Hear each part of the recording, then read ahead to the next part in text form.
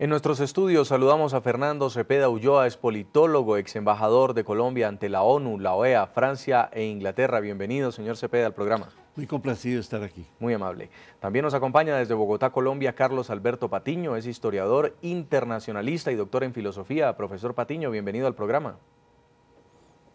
Hola, buenas noches. Y desde Bogotá también nos acompaña Edgar Jenny, es jurista internacional, ex embajador nicaragüense, exdirector de Asuntos Jurídicos Internacionales de Nicaragua durante el gobierno de Enrique Bolaños, además ex consultor de la OEA. Bienvenido al programa La Noche. Buenas noches, Jackson, muchas gracias. Comienzo con usted, señor Fernando Cepeda. ¿Por qué perdió Colombia?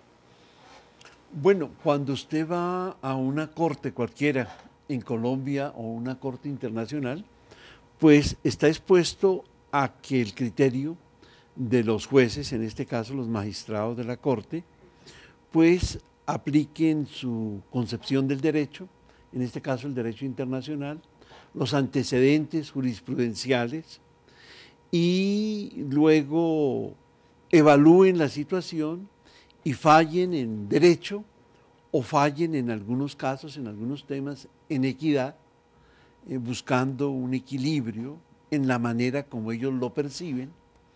Y claro, es un riesgo que no se puede descartar, pero que siempre hay que tener en cuenta. Es decir, nadie puede imaginar que va a una corte internacional en un tema de esta naturaleza tan complejo, y este pudo ser uno de los casos más complejos, si no el más complejo que ha tenido la corte, sin que eso implique que todas las pretensiones del país pueden no ser satisfechas y que las pretensiones de la otra parte van a ser todas desechadas. Mire usted, en el caso de Nicaragua, yo le diría que todas las pretensiones fueron desechadas, con excepción de la cuestión marítima.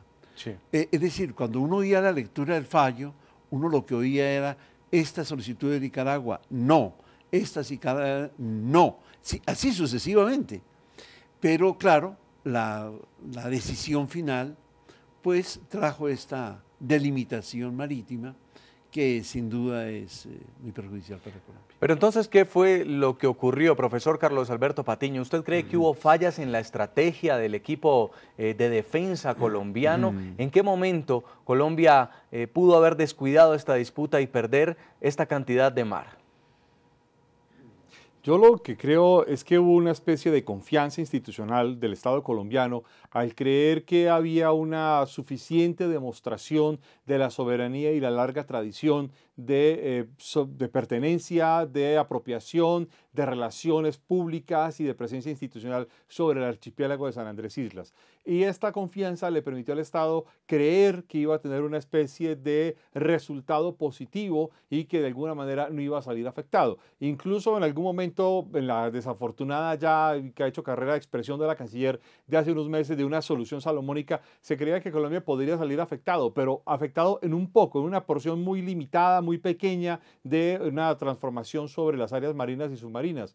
Resulta que hoy lo que estamos viendo es que el resultado final, y si bien como el doctor Cepeda Ulloa lo dice con claridad, la mayoría de las pretensiones nicaragüenses fueron desestimadas, realmente Colombia salió absolutamente afectada, y para Nicaragua esto sí fue una, digamos, victoria total. ¿Por qué?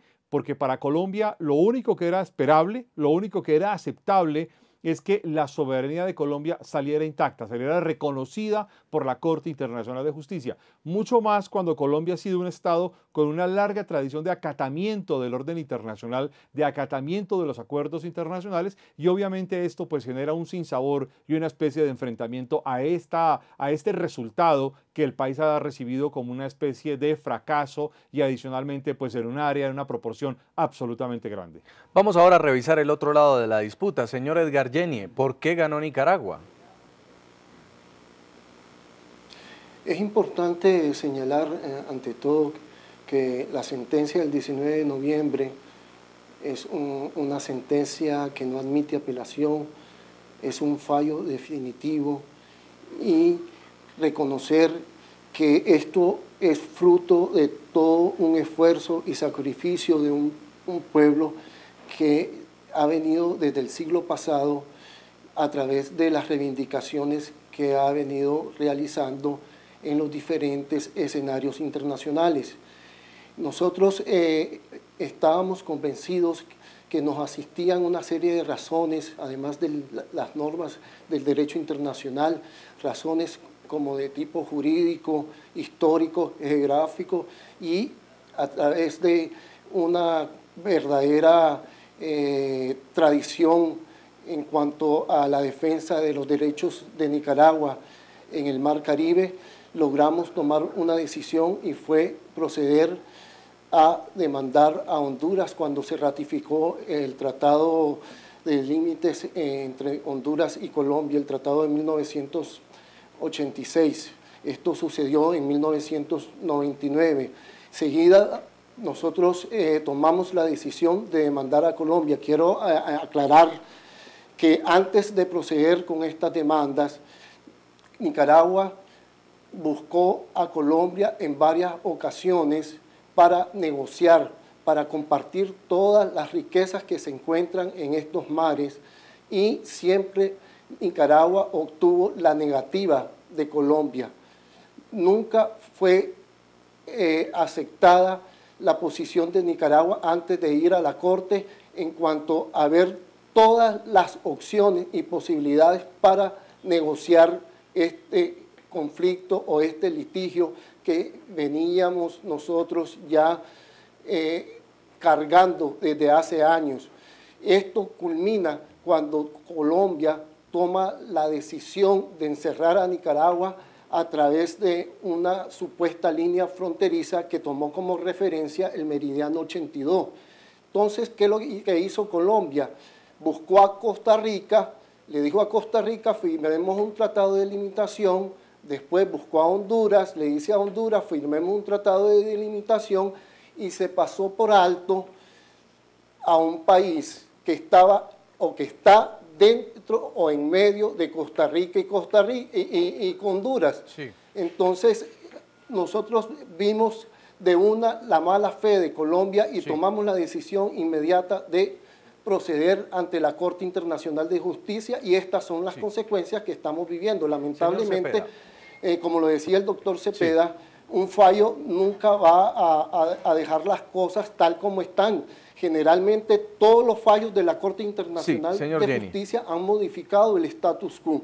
Vamos a continuar debatiendo con el señor Cepeda también este fallo de la Corte Internacional de Justicia de La Haya.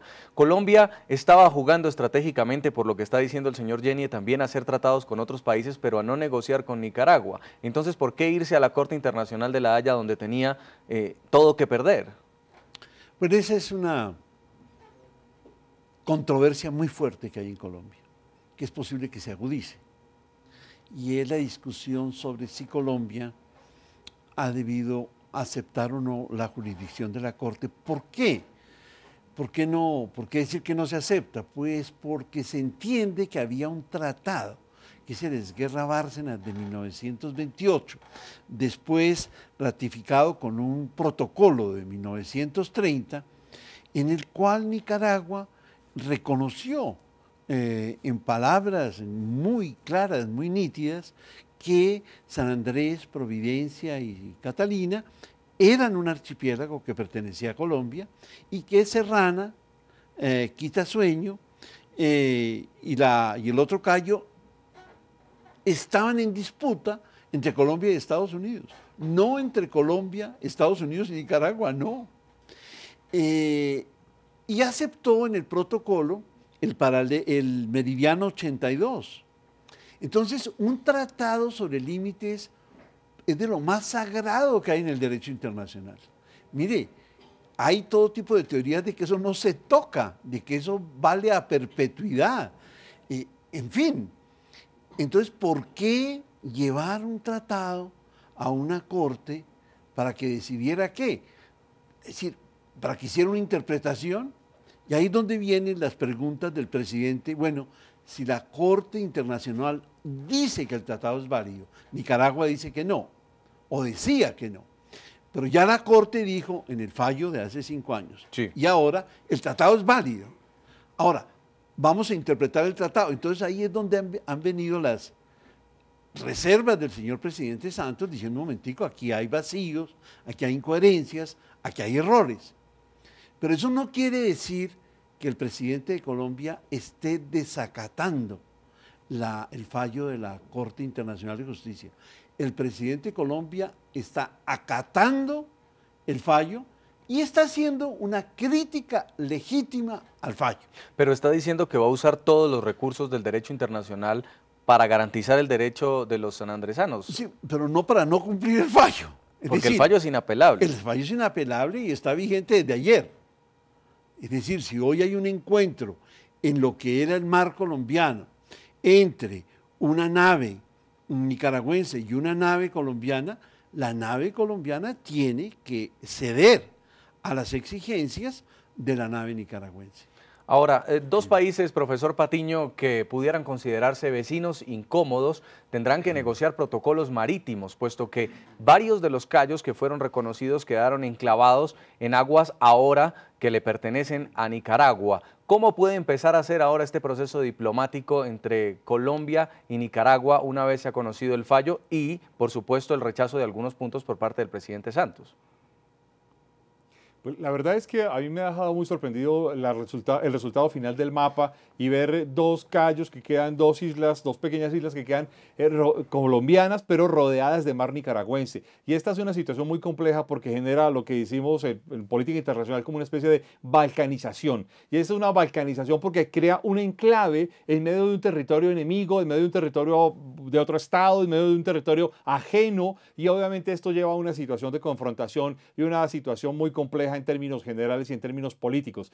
¿Por qué razón? Hay digamos, varios elementos. Primero, porque lo que se supone y que ya se ha empezado a ventilar desde ayer a hoy es que para poder viabilizar, para poder normalizar las relaciones de los colombianos que habitan en este archipiélago y poderse mover entre las distintas islas e islotes, tiene que existir una especie de acuerdo diplomático, tratado, protocolo, acuerdo, como se quiera llamar, entre Colombia y Nicaragua. Y obviamente esto ya empieza a plantear una situación muy difícil, porque lejos de resolver lejos de que la Corte haya resuelto con su veredicto, con su resultado, la totalidad de los problemas entre Colombia y Nicaragua, ha creado una nueva fase de problemas. Y hay que decirlo de esta manera, y no lo digo yo, lo dice Honduras, lo dice Costa Rica, lo dice Panamá. Nicaragua es un estado hostil, permanentemente en hostilidades por las fronteras, por los territorios, por las áreas marinas y submarinas. Y en esta condición pues estamos enfrente a una situación de muy difícil resolución,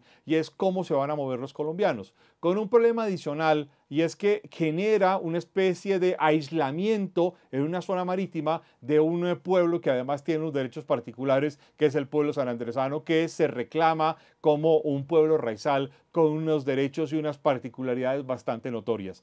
Adicionalmente, aquí hay un elemento histórico, y quiero retomar el tema del Tratado Esguerra-Bárcenas de 1928, sí. Y es que el Tratado Esguerra-Bárcenas reconocía a Nicaragua, o cedía a Nicaragua, más que reconocer, una condición de soberanía que le pertenecía a Colombia en virtud de lo que había sido la Nueva Granada en la cédula real de 1803, sobre la presencia sobre un territorio que le pertenecía a Colombia, sobre la costa de los Mosquitos, y que obviamente Colombia termina negociando a partir del Tratado de 1928, que la Corte reconoce como válido, que la Corte reconoce como pleno en términos de derecho y en términos de tratado internacional.